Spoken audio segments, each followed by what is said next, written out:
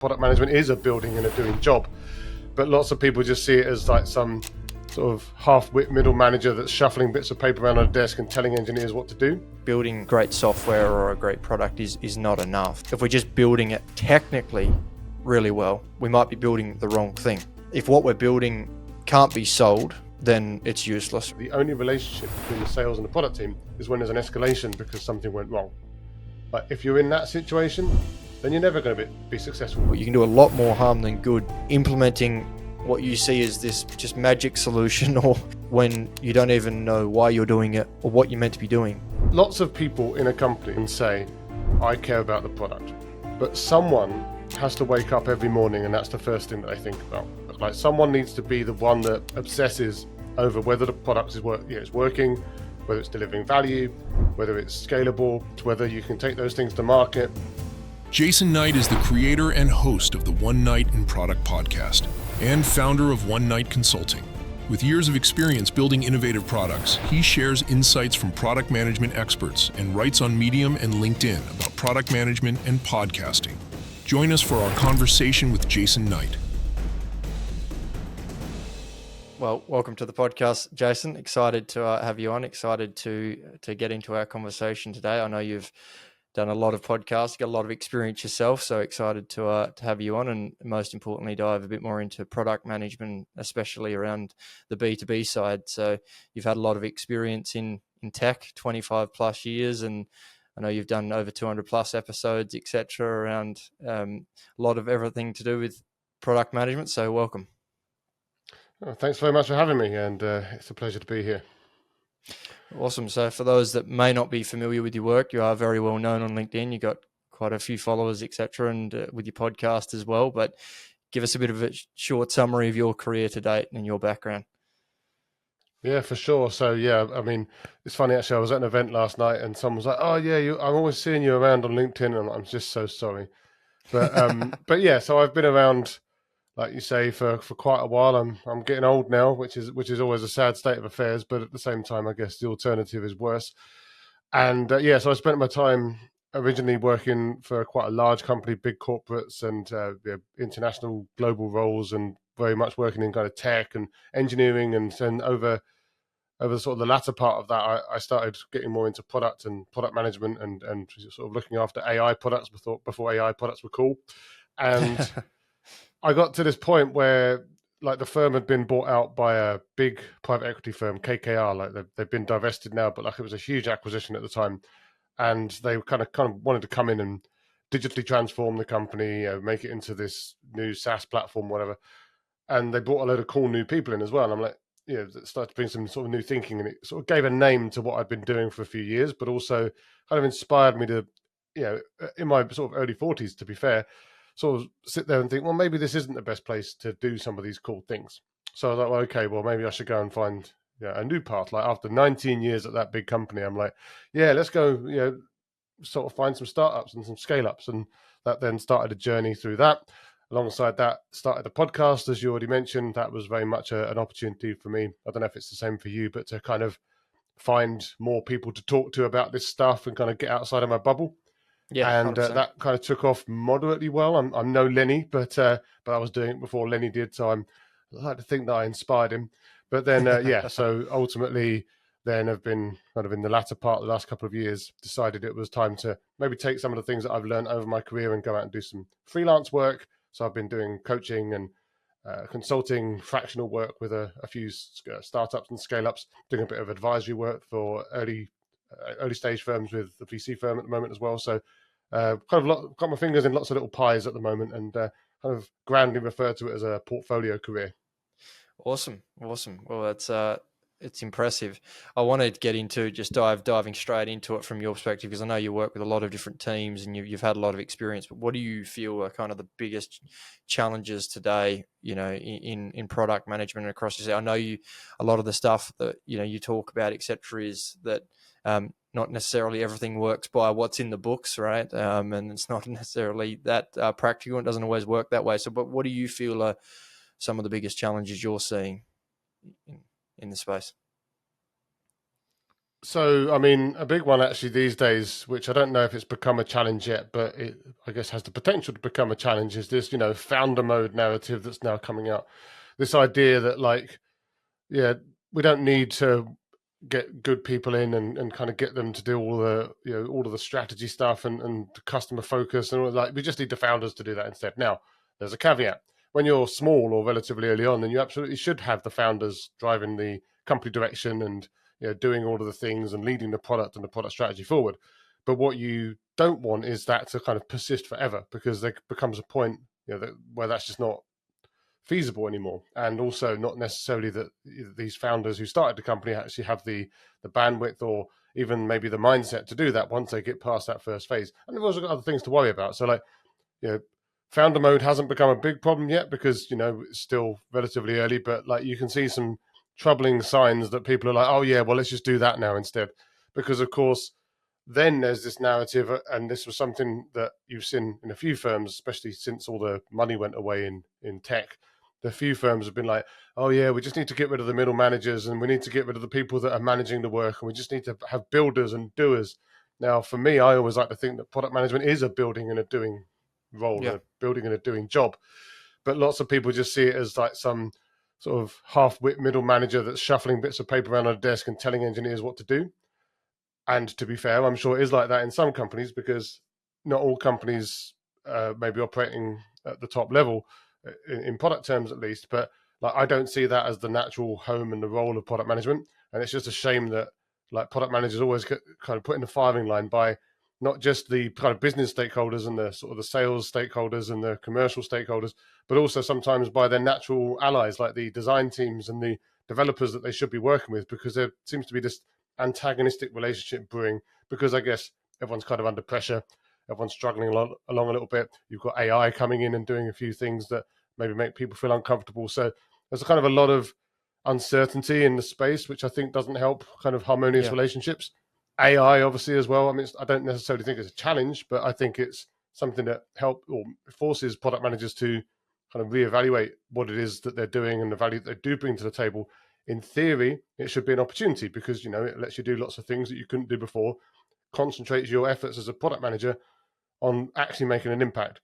But obviously, on the flip side, you've got tools out there now claiming to pretty much automate the whole thing, write your strategy, do your customer research for you, all of these things, build everything for you. And then obviously then maybe the product manager can just, or maybe not even the product manager, but someone just like puts the code together from fragments that they get out of these tools, and you start to wonder where all this is actually naturally going. So there's a lot of kind of challenges and headwinds, but I also think there's a lot of opportunity for product managers that try to differentiate themselves and actually act as business partners and kind of strategic enablers versus kind of just these kind of ticket writing, sort of paper shuffling people that some people think they are. I think there's still a lot of opportunity.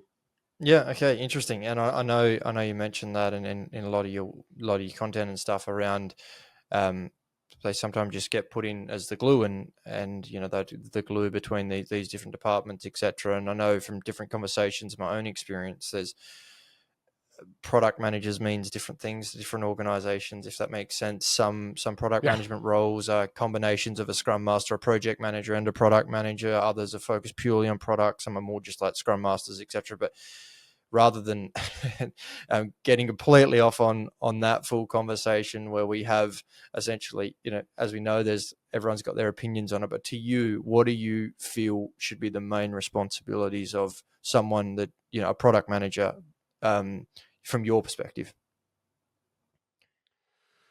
I was speaking to Nick Mehta from Gainsight the other week on my podcast. If people don't know, like Gainsight, very successful customer success company. Nick's a fairly well-known CEO out in Silicon Valley and all of that.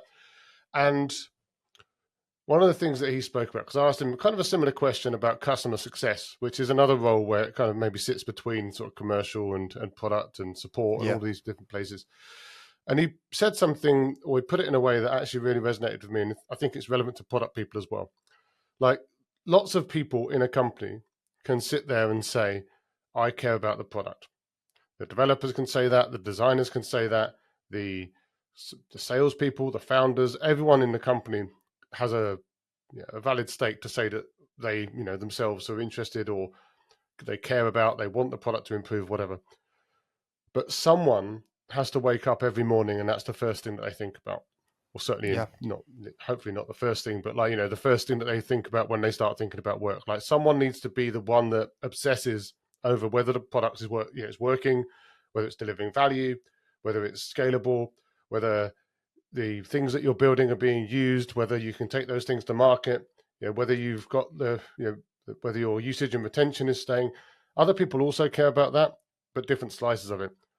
I want a product manager to go to work every day and know exactly what is going on with their product and do whatever is the most important thing to make that product more successful, including obviously defining what successful means for that product as well. Yeah. So it's a hard job. It's not like an easy job that people can just go, oh yeah, fine, let's just phone it in. It requires a lot of different sets of skills. It requires a lot of context switching. It requires that people kind of do whatever needs to be done to some extent.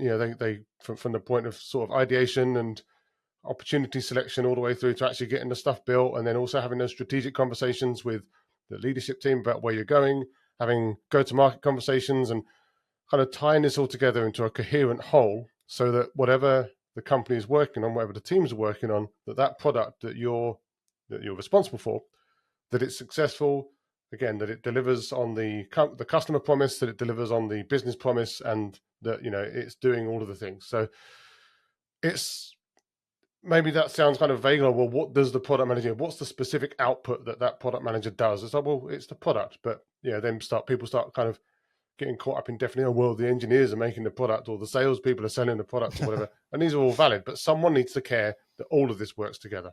Yeah, I totally agree. I think the role, from my perspective and my experience, is one of the key things is the alignment of all the stakeholders on what that success looks like. And I'd love to go back to that and get your thoughts on that. But getting that alignment as to what are we trying to achieve, what is the outcome, and what does success look like, and then really the role of that product person is to, okay, how do we get there as quick as we can, right? Or what are we doing on a daily basis to move the needle? And without getting into that alignment right now, I just want to focus on specifically around, where do you draw the line of them? You're talking about, pushing paper around and, not necessarily having to manage the engineering teams and the design team, etc. I suppose there's probably not a definitive answer as to where you draw the line, essentially, but they have to have some responsibility of obviously, managing. At the end of the day, they're responsible for the success of that product, right? Is that fair? Yeah, I mean, and this is where it starts to get messier to some extent, right? Because you're sitting there saying, well, again, what is their specific output? What are they actually doing? They're not coding.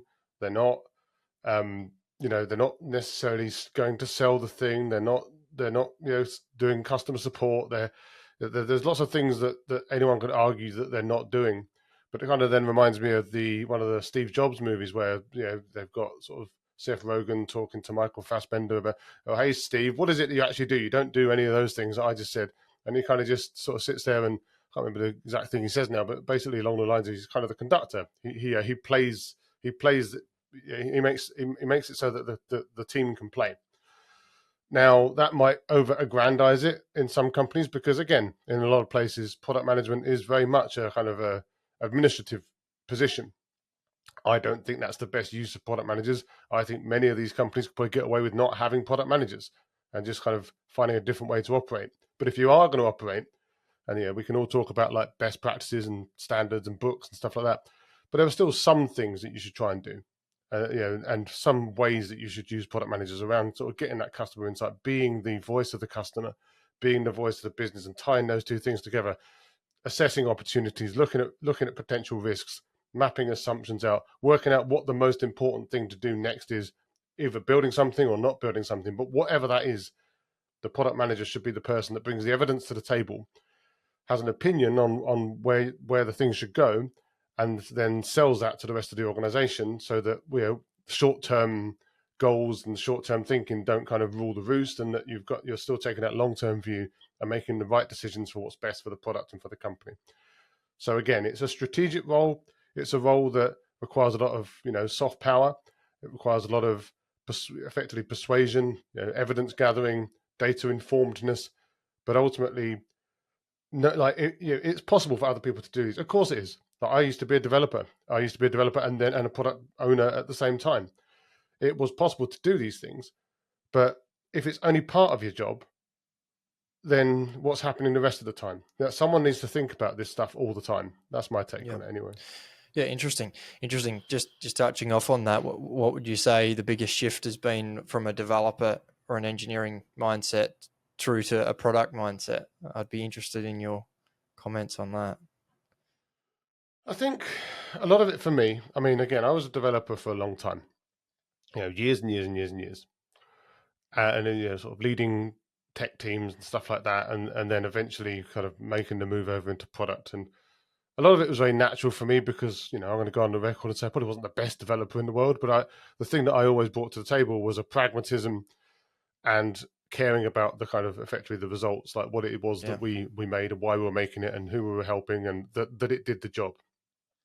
So those start to be some of the mindset. It's not necessarily a mindset shift because obviously a lot of developers do have this mindset as well, but just this idea that just building good software isn't enough. And that's something that bothers me on social media as well. All this thing about the kind of the builders and the managers, or the makers and the managers. And it's like, well, you can't just build stuff. You do have 100%. To understand what you're building, why you're building it, who's going to be using it. Like you see a lot of early startups that, have built cool solutions, but they don't really have an actual, validated market to go after. Like no one's buying the solution. It being cool tech isn't enough anymore. And especially these days where, obviously AI is reducing the amount of time it takes to build things. Like building things isn't the problem anymore. Building the right things is that's where the magic happens. So like just getting away from that idea that just being the tech, the tech is the only thing that matters. I think that's that's one of the most important sort of mindset shifts for me.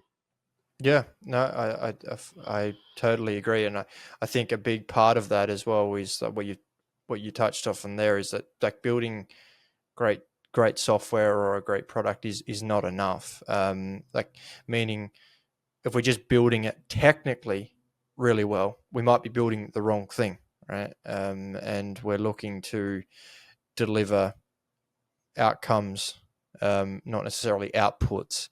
And I know that's overused sometimes, but at the end of the day, it is definitely, if what we're building can't be sold, then it's useless, right? Because it's not going to last. We've got to, at the end of the day, we still have to have business outcomes in order to build a sustainable company. And at the same time, though, and I know this is more in the SaaS space and something that you've talked about, is that if you're also too focused on that, what can happen is that you're only focused on taking no risk, essentially, which can also lead, on the other hand, to where you're not making any progress, right? So what are your comments on that around product and aligning the whole team and the product team to be delivering these outcomes or business outcomes, but at the same time, especially in larger, more established companies, still wanting to take risks so they can actually not just continue to be so risk adverse, I suppose. Well, I mean, there's risk averse and there's risk averse, right? Like you don't want to be so like like playing. You're not playing poker with like shoving all in on every hand, like so like your brother-in-law at the poker game or something like that. Like you need to appropriately size and estimate the risks. You need to map the assumptions. You assess the assumptions that underpin the things. Try and work out what could go wrong, and that's something that can get product managers in trouble from time to time because especially when you've got like a really visionary founder, they might be the ones sort of sitting there thinking that anything's possible, and like just that this idea is so good that it just has to happen, and you're like, well, yeah, just wait a minute. And then you start to be kind of painted as a bit of a troublemaker, which is, not always the most, not always the best dynamic. But like, just having someone that can sit there and appropriately and dispassionately to some degree kind of look at a great idea and say, look, that is a great idea. But what about these things? Like, what do we need to do to prove that that's a great idea? What's the smallest step that we can make or take to actually assess that is that this is a good idea and that people do want it, then you start getting into kind of sort of lean startup type approaches and stuff like that. What do we need to do to know that we're going in the right direction? There's this whole idea about work small. Like, yeah, sure. So like, who assesses how small is small? It's an important question. Like, you need to know how far you need to go, and like too many people get into this kind of all the way. Like, it has to be all the way or nothing. It's like, no, that you need to assess your risks in a way that makes a lot of sense for your business, like and kind of right size your decision making. Then you get sort of the one-way doors and two-way doors and all of that stuff as well. So like, it's a constant optimization in a way, like not too risky but not too safe, because no one ever changed the world by playing safe. But at the same time, if you go too risky, then you might end up with no business. So I think it's important to just continually be optimizing, assess what small looks like, assess what progress and success looks like, and just keep tweaking it as you go, and not getting too sort of, I don't know, tied into old ideas just because you had them before, like sort of sunk cost and stuff like that. Sure, you don't want to just throw things away for the sake of it, but at the same time, you always need to be prepared to make a decision if it turns out that something isn't looking promising. And I think that's something that maybe some people struggle with. So, well, this has got to be a good idea. We just need to keep going. Or it used to work. It should still work. And someone needs to actually be the one that sits there and says, well, no, sorry, that doesn't. Yeah. Interesting. With I think this kind of leads a little bit into a conversation around alignment with the different stakeholders, and especially with the kind of projects we work with. We have obviously got our internal stakeholders in regards to who we're working for in regards to the client. We're typically building a product for an end user or their customer, etc. So we've got that kind of relationship, as well as we've got our own internal stakeholders. So we've got quite a few different things at play here. But most teams have got internal stakeholders and external, however many there are. And you may have an executive or a leader, or someone, as you just said, like a founder or something, this has to happen, we need to do this. But then you've got the customers saying this and that, and you've got the sales team saying this and that as well. But how do you align from a product perspective? If you're the one, at the end of the day, ultimately the success of the product is your responsibility. What are you doing to begin with to align with those stakeholders to say, okay, can we define a very simple kind of outcome, or what success looks like, and then are you comparing what we're trying to do with that, or what's your thoughts on that? Well, I mean that there are lots of different types of companies out there that all have different types of problems.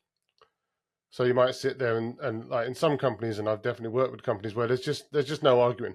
Like, the sales team rules the roost, and short-term revenue is the only thing that matters, and you're sort of just sitting there thinking, well, how can I survive this? And frankly, how you survive that is you kind of, to some extent, have to just assess how much that bothers you. Like, if you're sitting there saying that you want to do a bunch of these things and you're not getting to do these things, well, you probably need to go and find another place that lets you do those things, or get used to not doing those things. So like, I run a B2B, or working with B2B sales course for product managers with a friend of mine based out in Toronto. And we have a bunch of sort of frameworks and mental models and stuff that we take people through to try and help them survive in a situation like that, because it's kind of like almost like the least product focused or product led, or whatever, however you want to describe it. And then we have sessions with some of the people that are on the course, and they sort of describe their struggles within their organization. You realize that, well, there are some companies where that's incredibly difficult to fix. And you just have to try and fix it a little bit at a time if you can. So how do you fix it? Well, a lot of it's around, first of all, assess it, like having evidence. Like, I've seen on more than one occasion, I've seen product teams kind of almost pushing back on stuff with no evidence at all, but just simply because the sales team said it. Like that was almost like their own, they didn't have like a better idea. They didn't really have a more coherent plan. It's just, oh, well, the sales team said to do that. They shouldn't do that sort of thing. So, they automatically start to argue. And then, as the great Rich Mironoff has once said, like, you should not be surprised then when the sales team, who are like professionally persuasive, then go and turn that persuasion onto the sort of the leadership team and end up kind of getting you overridden, because they can quite happily sit there and say, well, this is the amount of money that's on the table, this is all the opportunities that's going to open up, and the leadership team are going to be like, well, yeah, that sounds good to me. product team, have you got a better idea? No, well, you're going to do Yeah. that then.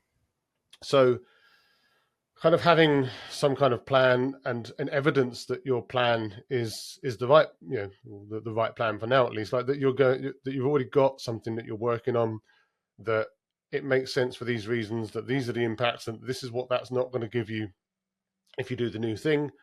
Like, these are all, like, you need to have your evidence, you need to have your end of the equation kind of solved, or solved as best you can. You need to have evidence and data. Like, another thing that I say to people is that if you can't persuade people with data, then you're absolutely not going to be able to persuade them without it. Like, opinions are not going to win the day. So you need to be in a position where you have your end sewn up, and then you obviously need to use your, combination of your soft skills, your persuasive skills, but also not dying on every hill as well. Like, I think that a lot of product managers burn all of their political capital within an organization simply because they become seen as these kind of obdurate, like, uncooperative, non-serious, non-business focused people, and they're not. But maybe they don't get their point across in the right way, and it just looks like they're being difficult for the sake of it. Like, and that's never going to win hearts and minds.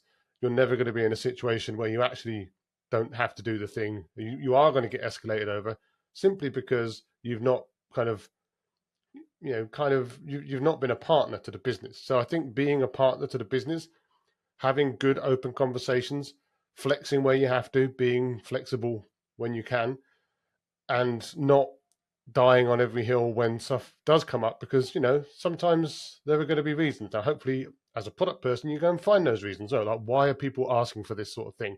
Why is this so important? Hopefully, the leaders of the company can share some of that context with you. They don't all, but hopefully many of them can. But yeah, just trying to work out, like, when to, going back to gambling, like, when to hit and when to stick, when to fold. Like, these are just important considerations. Like, don't just sort of die on a idealistic hill and sit there and say, like, and be seen as just not someone that people can do business with. Yeah, very interesting. A lot of what I've seen across the product space, from is lining up with what you're saying as well, but is that a lot of it stems from misalignment between the different stakeholders, right? Which is where, like, if you as a in product do not know very clearly what success looks like for the sales team or the internal stakeholders or the external, you're doing the impossible. You're trying to do the impossible because you don't know, like, okay, how's this lining up? And then I think, just my opinion, but more importantly than that, there's, like, if there's no unified vision where we all agree that this is the overarching vision, or what success looks like, then we've got nothing to bring it back to say, well, why are we even doing this, right? Or if it's kind of evidence where you point back, I suppose, and say, well, okay, you've asked us to do this, but just remember, like, last quarter or last month or whatever it was, whenever we sat down and all agreed that this is what we were doing. What are your comments on that? Yeah, I mean, I think, look, part of it is about, I kind of call it keeping receipts, right? Like, you need to keep track of past decisions. You need to keep track of how they went, how long things took, what you could have won instead.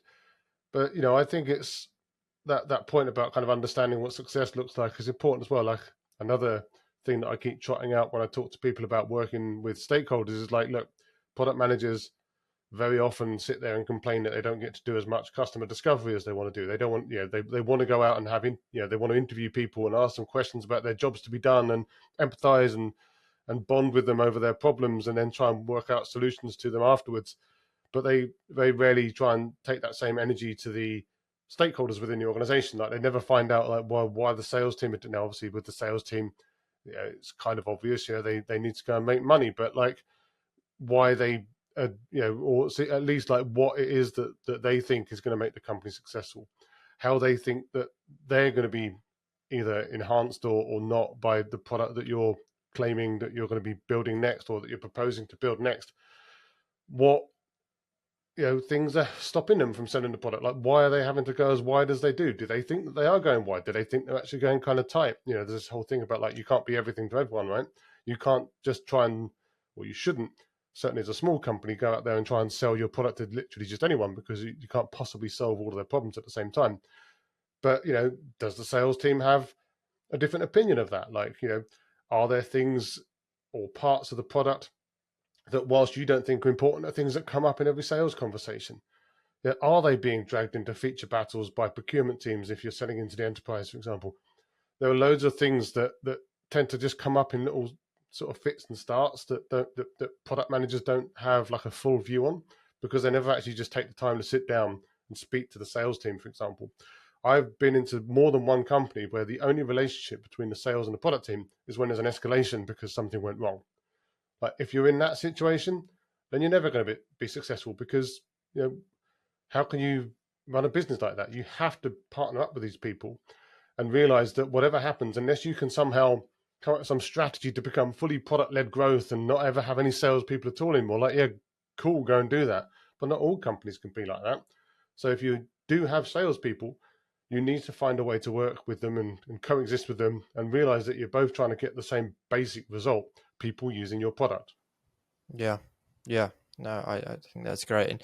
And it's important to note that, like, you've got to take all of this and kind of adapt it to your environment, your context, and, you know, the project or the product or whatever else. And I think your big one around this is that not, like, there's no silver bullet. There's no, you know, there's nothing that works for every single company or every single product or every single situation. It's like taking this all in and working and adapting to figure out what works for you, right?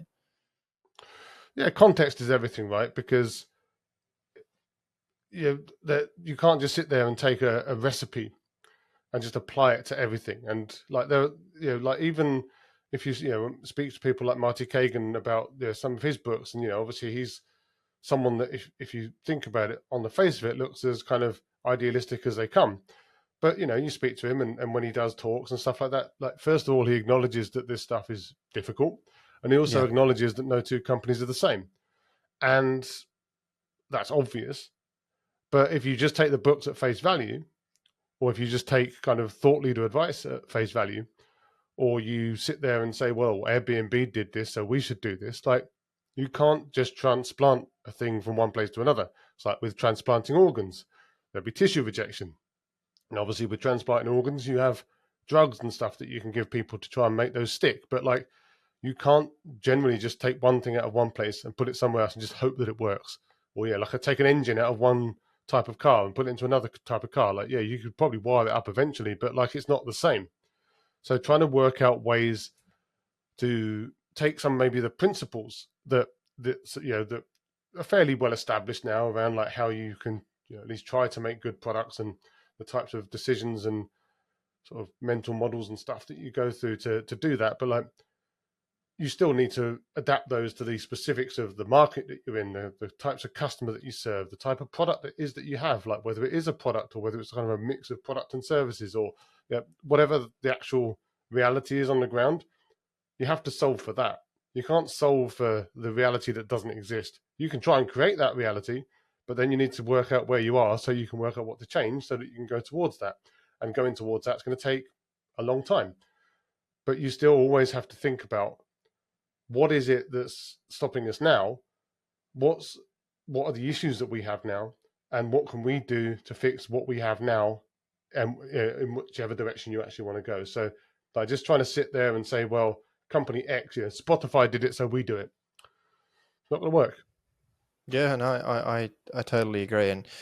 And really, the way I think about it is, you're pulling the best bits, or the learnings from different areas, and then molding and adapting to essentially what works for you, and making that work. And part of that is, I think it's coming back to a little bit about our conversation earlier with the product managers and what success looks like. But to me, and from our experience, it's been so important to demonstrate that success. And again, there isn't a silver bullet. There is no magic metric or nothing like that it works for everyone. But we have to figure out a way that is aligned, especially with the decision makers regarding the money or the funding or anything like that. There is practically, like, if funding stops or money stops for the project, or the resources get cut, etc., whatever, then we can't do what we need to do, right? So we have to demonstrate that, yes, okay, we are actually delivering that success, and that's going to look different for everyone as well, as to what that actually looks like and how that's measured. But so many projects I've seen where the misalignment, comes in with the different stakeholders, and even a product team or a team maybe think that we're doing a fantastic job, things are brilliant, only to find out that, wow, there's a big blow up, a few months later, communication issues and things where it's like, no, we've gone in a completely different direction, and typically comes back to just bad communication and just misalignment. I think alignment is one of the things, like, again, as a freelancer, I get to walk into a few different types of situations these days. And I think one of the most common problems that you see in any company, and you can generally see it as clear as day, is just exactly that, like lack of alignment. Like, different people think the company does different things. Different people have different opinions about what the most important next step is, or, like, even in some cases, like what type of company they even are, like if they've been maybe on a transformational journey or something like that. So I think it's a very valid point. Like, you can't do much without alignment. Like, you need to know where you're going, that you're on the right page. You need to know, again, as you say, like what success looks like. And success can take many different forms depending on, I mean, you kind of touched on it, kind of funding models, what it is that actual success looks like for the company. Like, what are they aiming for? Are they going for hyper growth? Are they just going for incremental returns? Are they trying to flip the company, or stuff like that? Like, it's like there's no one success metric for a company. Like, they're all trying to do different things. And you need to understand what success looks like for your company. If you don't understand what success looks like for your company, then you're not going to be able to deliver that success. So, having good time with either your boss or the leaders of the company, trying to work out exactly what it is that they're shooting for, and making sure that you're aligned with them, but also that you're doing the work to align the organization around what you're doing, and that they can see the work that you're doing. Yeah, I totally agree. And from my perspective and experience, it just is what's what we come across, and where we've had our own challenges, or where we've seen clients, or just talking to people like yourself, or others as well, is that it's just such a fundamental thing where there's either communication breakdown or there's just misalignment, and it festers and eventually it blows up. It's just so important that we are all pushed in the we're rowing together, we're in sync, and we're heading towards that North Star, right? As John Cutler puts it, but essentially, Well, you can't call it a North Star down your way, though, right? No, you never get to see the North Star. I So- just think it's a typical Northern Hemisphere bias that we're showing there. No, absolutely. But essentially, we're all aligned on that outcome, right? That success. But I think what I like about your content and your approach and what you talk about is that, and we touched on a little bit earlier, but is we can talk about all these idealistic things and all of these great theories as such, but we have to match it with practical reality, and every situation is different, every project's different, every product's different, every context is different, right? And it's so important that is recognized, because you can do a lot more harm than good. At least in my experience, you would have had a lot more experience than me in this as well, but you can do a lot more harm than good implementing what you see as this just magic solution, or this new framework or something that's just going to solve all the problems, when you don't even know why you're doing it or what you're meant to be doing. Yeah, I think there is this argument that sometimes maybe you can do more harm than good. I think it's a really important point around, like, kind of going back to basics, like what problems are you really trying to solve? But yeah, and I mean, again, as I say, sort of context is everything. You need to work out what you need to do to be successful. And another thing that when I work with teams as well is, like, one of the biggest things you see in organizations is just, like, aside from maybe not having alignment over what success looks like, which is obviously a big problem, there's also just this kind of idea that no one really knows what the product teams are up to. Like, especially if they're releasing on maybe a bit of a slow cadence, and people are kind of just going off for weeks or months at a time to build what they would call an MVP, but isn't really an MVP. And they kind of just sit there, and, like, there starts to get almost like a low level of almost antagonism between the teams, because people don't know what they're getting, and then when they do get it, it's not what they expected because no one showed them yet. So kind of transparency, we touched on it before, just this idea, like transparency in goals and what you're trying to achieve, but also transparency in the work that you're doing and the impact that you're having. I'm a big fan of getting people, product people out in front of the company on a regular basis, and kind of explaining not just the work that they're shipping, like, like a sprint demo or something like that, but also the things that they're learning, the decisions that they're taking, what's changed, why it's changed, getting other people from the organization into that meeting. Like if you've been doing some collaborations with other parts of the business around, support, success, or sales, or something like that, making it. I talked about it earlier, this idea that the product team really does need to be a partner to the business, not seen as I've seen it, almost just as a, just almost like an appendix. And it shouldn't be like that. Like we think about the view of what product management should be, and like the ultimate role of a product manager is to make the product a success. Now, if you're a company that only has a product to sell, then the product success is the company's success. And I don't think that all organizations, and I've not spoken to all of them, but I don't think that all organizations see it that way. A lot of organizations, they kind of set the product management team up on the side as the kind of the engineering focused people that know how to talk and can write nice tickets and stuff like that. Like leave the engineers in the back room, they do all the things. The product managers will kind of interface with them, and that's fine. But like ultimately, they're not the ones that are really calling the shots. And I don't think that all product teams do themselves any favors in this kind of scenario as well, because some of them seem to readily accept that positioning. But this is where good, strong product leadership and kind of going back to this idea of like, yeah, sure, there are some principles that you can try to live by, because this is another thing around kind of context and best practices and stuff. Like it is true that context is everything, and you have to do what you can within your kind of your own reality, not someone else's. But that doesn't mean that there aren't standards. Like you can't sit there and say, well, actually, because we're some other company that aren't like that one, we can just do anything and it's probably fine. Like I don't think people in some random B2B SaaS company, or like old legacy enterprise company or something like that, I don't think that they're going to like invent a new model for working, which is any better than they might have a needs must model, which is just like that's how it is in their company. But they're not going to invent like some new, probably at least, they're not going to invent some new amazing framework or something like that just off their own backs, because that is not going to be applicable to anyone else. So like there are standards and principles that people should stick to, but that doesn't mean that you're kind of a failure if you didn't. It just means that maybe some of them needed to be tweaked or adapted. Like one of the things that I've been thinking about a lot recently is in banking and financial services, because I've been speaking to a couple of people in that type of space.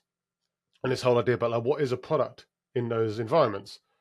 Is it the SaaS platform that you log into to manage your account, or is it the financial instrument that you're actually buying? Like, like for example, a loan or a credit card or a mortgage or whatever. And actually, they're both products in different ways. They both tend to be managed by very different types of people. Financial experts versus sort of SaaS digital product experts. But they interact and intersect so, entirely within that organization that both of those people could both of those groups of people could quite happily sit there and say, well, we're the product people. We're the people that are looking after the business and our customers. And they're both right. So how does that fit with this kind of empowered team thing? Like, yeah, sure, you can then start coming up with trying to move people around like chess pieces. But ultimately, there's no like elegant solution to that. And I've spoken to a bunch of people now to try and work out what they've done in all their different organizations. And it's all different. And none of it sounds great.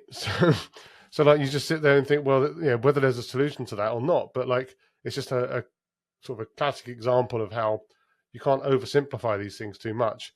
There are still principles that you should try to use to try and make things as better as you can. But you're never going to get to this kind of perfection. I don't think it exists. Yeah, no, I agree. And that's what we've tried to do as well. And in kind of our way of working is like bring together the learnings and different parts of what we can to basically make the best of what works for us and our kind of projects, right? And not everyone's going to be like us, and not everyone's going to be like you or anyone else. You've got to adapt that to your specific context and project. And I totally agree with you.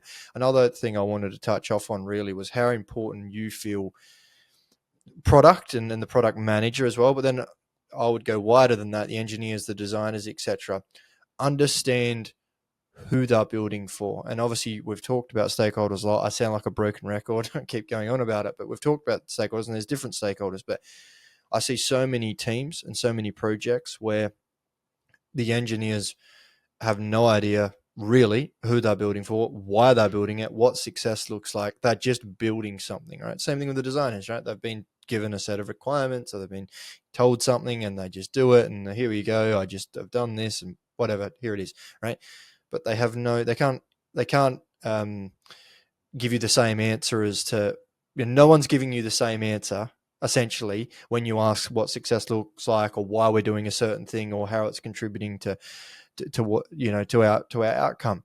And how important, I suppose, firstly, or break this down into two things, do you feel it is that product managers specifically are deep into that and the understanding of where all of that applies, but then more broadly, and I would say probably not more importantly, but is that the whole team working on that, right? Where it doesn't mean they know every granular detail. That's not my point, but I see so many issues because teams are just blindly working on things that they have no idea why. Well, this is that whole kind of product trio thing as well that people talk about. This idea that it's not that the product manager's in charge. And this is another thing you see, like product managers are just kind of seen there as the kind of de facto leader of the team. They're the ones that really get to call the shots, and everyone else is subservient to them. And again, I'm sympathetic to people that see it like that, because I have seen it like that in a number of companies, and it's something that I assume gets worse the bigger the company as well. Like, I don't think that it's ubiquitous that you have these kind of well-functioning collaborative product trios that kind of just all move forward as a team. But that's the ideal, right? You sit there and say, well, okay, the product manager isn't the boss. The product manager is just the person that brings their context into the mix, but the team should be working and moving forward together. Like the engineering lead, the design lead, of which there'll probably just be one designer in the team. Obviously, the product lead, which would probably be the one product person in the team. And there's a bunch of other developers in the team, obviously, as you know. And I think, having been a developer myself for many years, and in fact, certainly classify myself earlier in my career as the kind of classic sort of headphone developer, sort of sitting in the corner, not talking to anyone, my screen turned away from anyone so people couldn't see what I was doing. Like, I've been there. I was that guy at one point. I became not that guy over time, but like, there are versions of that dynamic in every development team. And they don't all need to be kind of super engaged with customers and stuff like that. But I think certainly the lead should be, and maybe some of the others as well. Like, I don't think it's good for the engineering team to be just seen as this bunch of kind of whatever, like troglodytes in the basement. Like, no, these are people, right? They're all people. They've all got value that they bring to the company. They're all professionals, and they're all doing things that other people in the organization probably can't do. They bring an incredible, like the most amount of value to the product in kind of output terms. We don't like to talk about outputs, but if there is output, it's them and obviously the designers that are doing it. So you need them. I still remain convinced that these people having knowledge of the customers, having context, either going to customer calls or at least being played back recordings of customer calls, I think it's really helpful, because again, these are people. People empathize with people, even if they pretend that they don't want to. People, and obviously with the caveat of neurodiversity and all of that as well, kind of making that statement a little bit more complicated than it should be. But like in general, people still understand that they're producing something for people, and that people are going to be using these things, and they want to see that people are using them successfully. So again, you don't want to over-egg it. You do need these people doing their day-to-day work as well, but like getting them involved, giving them the context, making it really clear why they're doing things, whether the thing that they released was actually used. Like I've seen teams that have no idea what happened once they shipped it. Like, why don't they know that? But then coming back to the product management side of it, like, how important is it for the product manager to know that? Well, it's everything. That's their job. If the product manager doesn't know that, I don't see how they can manage the product. Like, we can argue about ways of working and best practice and stuff like that, but if they don't know who they're building for, why they're building it, what success looks like, and ultimately what they're trying to achieve, they can't manage the product. So yeah, I know 100%. that's again complicated by the fact that in many different organizations, they're kind of just being told what to build. And then a very kind of more of a kind of reactive mode. And maybe they don't get to decide all of these things. But, guess what? It doesn't always matter if you did decide the things. Like, you have to, again, sort of solve for your reality. You have to solve for the situation that you're in now. And it's almost like, if you break it, you own it, right? Like, it doesn't matter if you got to, decide everything. But, like, if you're in that situation and you're going to make the best of it, you need to make the best of it. And you need to own the decisions as if you had made them. So it's, I appreciate there's a big spectrum of different types of ways of working, but ultimately, if the product manager doesn't have a good grasp of the fundamentals of their product and the space that it inhabits, they can't do their job. Yeah, no, I think that's I definitely agree with you. I'm absolutely 100%. So I think it's been a great conversation, and a lot of things we've unpacked. We could go on for for hours, for days about all of these different things. There's a lot of discussions to be had. But is there any kind of closing comments you would say on just in general to product teams and recommendations, I suppose, to moving forward? I think you recapped just a bit earlier there as well, is that you've got to know why you're doing it. You've got to know what you're trying to achieve, and you've got to have alignment. Otherwise, how are you going to do your job? Yeah, I mean, those are all critically important. And I think, to some extent, we've kind of done them to death a little bit. But at the same time, it does bear repeating, and you've just repeated it. So I won't repeat it again. But those things are all important. I think another thing, though, just to take a step back from all of this, because I know that there are a lot of people out there, a lot of product people out there that are struggling in some way or another. Now, to some extent, they're struggling because they don't have jobs at the moment, because it's, everyone's been laid off and it's a really tough market. Like, that's a real shame. I'm hoping that the things will pick up, and these, there have been people out there hunting for weeks, months, or longer, and my heart goes out to all of them. I'm really hoping that they that they find something and something meaningful and something that they enjoy, or that they at least kind of have to hold their nose a little bit to go for something that's not quite as good, but they can still find some joy in that. But I that's one part of it. But also the people that do have jobs, I know there are many people out there that are having to hold their nose because they aren't working in the types of places that they think that they should be, or that they want to be, or they're not getting to do the sorts of things that they want to do, or that they're being told that they should do by all of the thought leaders on LinkedIn and elsewhere. And I think, look, I get that, and I've been in those situations, and I just want the people that are in those situations to understand that, like, in general, they can't fix the entire company on their own. All they can do is try and make incremental change and try and sort of make the case for change in certain cases, or just sort of do things a little bit better, or at least keep things on the level and stop them from sliding. But they're not doing a bad job. Like, they're not bad product managers or bad people because they're working in a bad system. Like, the people out there that are listening to this that are in a good system, hats off to you. I hope you remain successful too. But the people that are out there that are, maybe feeling that they're struggling along a bit in a suboptimal situation, like, as long as you're doing your best, then you're doing your best. And I think it's important for people not to beat themselves up too much. Yeah, well, I appreciate that, and I appreciate your time and all that you've shared. I've certainly learned a lot from you, so I appreciate that, and I think those listening would have learned a lot as well from what you've shared. So I really do appreciate it, Jason. But I do have a finale segment where I just ask the same 3 questions to each guest. So I'd love to get into that now. The first one is, what's one thing you believe businesses are not paying enough attention to right now that will be critical in the next 5 years? Well, the obvious answer would be AI. But, I think, I'm trying to think if that's actually my answer. I mean, look, AI, I guess, AI clearly, because some people are throwing all into it and trying to put it all over their product. Some people aren't doing anything, and there's obviously a big spectrum in between. I think having an answer to what AI looks like in their business and how it enhances or disrupts it, what it does with regards to fast followers, or like, there's all these stories now about companies getting rid of Salesforce and building their own versions of Salesforce. I think probably that's a bit of a red herring to some extent, but just like understanding like what the specific impacts are and kind of skilling up in the areas, but also what the risks of it are as well. Like, I don't think people talk enough about the risks of it. Like, and I don't want to be like the doom monger. Like, there are plenty of doom mongers out there, but like, just understanding like what the cost of failure of using AI in your product is and what could go wrong. Like, so for example, one of the things that I've seen is, there's more and more companies out there like putting AI into sort of therapy and counseling apps and stuff like that.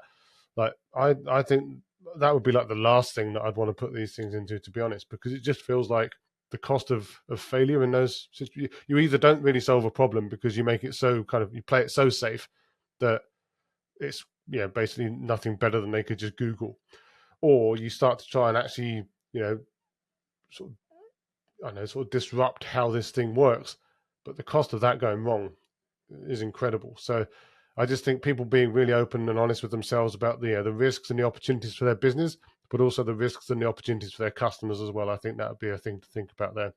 I'm definitely not a doomer. I love using AI tools. I use AI tools all the time, but just be responsible with them. Yeah, I agree. I think there's people that are like dead against it. They're just like so overhyped. It's just a waste of time. And then there's others that are just so extreme that it's just no one's going to have jobs in 3 years, etc. I think we're both on the same page. You're down the middle Maybe here. somewhere in the middle, like most things. Absolutely. Great use cases for it, but you need to identify what that is for you. I agree. Second one is, what legacy do you want to leave in your industry? Like, how do you hope your work will influence or shape the future? That's a good question. I mean, I think I would not be so self-centered or kind of self-regarding to think that I would leave a legacy of particular importance, but whatever I can do to just try to help people get through this thing, get in this kind of the terms of product management. We all know it's a hard job. We all know that a lot of people struggle with it. We all know that a lot of companies struggle with it. I can't fix all of it, obviously. I don't think anyone can. But anything that I can do to just, help some people. There's this concept I read about in a book a little while back. And to be fair, the book was about dying. So it's not like the most kind of uplifting book in some ways, but it kind of has this idea of what it calls rippling, like leaving ripples. Like very few people get to sort of actually leave a legacy that people will remember, like, whatever, 50 years after they, shuffled off this mortal coil or whatever. But, if you can make small but real differences to a selection of people that you interact with, whose lives you touch, that's still success. Like, I don't have to change the world, but I would like to change the world for the people that I can, so that they can, be more successful, and maybe they can inspire some other people, and that the chain continues. But again, I'm not so conceited that I think that I'm going to be the one that sort of, there's going to be no statue of me, and that's fine. No, I think that's I appreciate that. I think it's a good answer. I think the content and the work you're doing is great. So keep that up. The final one is, if you could go back in time, what advice would you give to your younger self at the start of your career? Yeah, that's another good one. I think for me, like if I look back at various points in my career, I think, like, I've always been, without again wishing to sound conceited, I've always been, kind of smart, like not the smartest, but kind of clever and able to do things in teams that maybe other people in the teams couldn't do. And again, that sounds really like I'm blowing smoke up my own, but no, but just like there have been No, situations in my career where maybe I've been able to bring a different approach to a problem or something like that, which was good. But what I did, like the negative part of that, was that I would sit there and think that somehow made me like the guy that they do build the statue of. Like, it kind of really inflated my own self-regard, despite all of my many other failings that I had at the time. Like, I look back at my kind of attitude at times, back when I was just wearing the headphones all the time, and maybe a bit more snooty about my work, and just sit there and think, I probably could have been a bit more kind of collaborative or inclusive at times. I probably could have, reacted differently to kind of things that, speed bumps in the road. I probably could have brought different people in at different times and had more of a productive thing. I probably could have been a better boss at times, when I was managing teams directly, earlier in my career, if I had kind of been a bit more appreciative of other people's points of view rather than my point of view. So one of the things, which might sound funny these days, given that I'm now talking on podcasts and, putting content out and, speaking from a pulpit of at least some level of interest for people, that as I've got older and as I've developed in my career, I've realized that I'm definitely not any better or more special than any of the other people, the great people that are out there.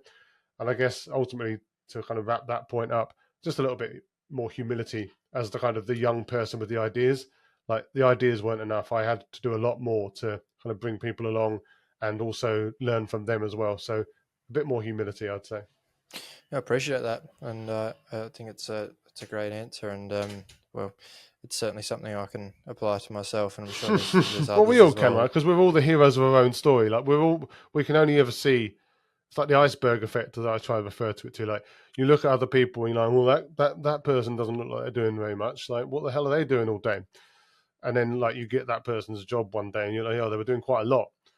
And I think that there's this kind of unhealthy tendency that you can see with more junior. And again, I remember this from when I was more junior, like, where you just think that managers are all losers and that you could do their jobs easily, and that anyone that's successful is a loser and they're faking it and stuff. Now, yeah, there's always a level of faking it in this life, but at the same time, they're not all faking everything. Like, yeah, everyone's got their own pros and cons and areas of strength and whatever, but I think we just need to accept and appreciate that most people, I'm not going to say all, but most people in any company aren't just being paid to do nothing.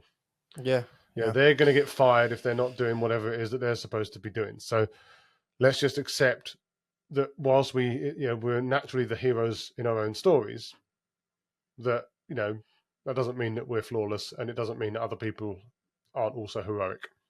Yeah, no, I think it's a great answer, and take it on myself as well. I think if all of us, as in everyone, took more low ground and was more humble, more would get done, and you'd achieve better, right? So, no, I think that's a great answer. Well, I really appreciate your time, Jason. I appreciate you coming on. No worries. It's been a great episode, a lot of learning for me, and I appreciate what you've shared, and everyone that would listening would have learned a lot from you as well. And they can check you out on LinkedIn and check out your podcast as well. We'll chuck the links as well down to that. But I do really appreciate you coming on. To anyone listening that wants to hear more of our content, you can check it out on YouTube, Spotify, or anywhere else that you get your podcasts. It's all there as well.